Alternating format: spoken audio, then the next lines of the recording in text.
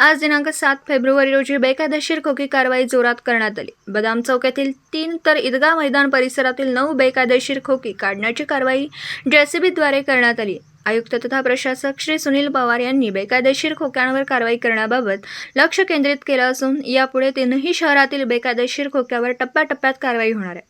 कोणत्याही खोक्याचं अतिक्रमण यापुढे सहन केलं जाणार नाही। वारंवार सूचना आणि मुदत देऊनही अतिक्रमण काढून घेतली नाहीत, ही बाब गंभीरपणे घेतली आहे।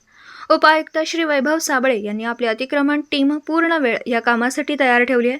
यापुढे 3ही शहरात ही कारवाई येणार काळात करण्यात येणार आहे। बेकायदेशीर खोकी आणि नियमबाह्य खोकी यावर पहिल्या टप्प्यात कारवाई करण्यात येणार आहे।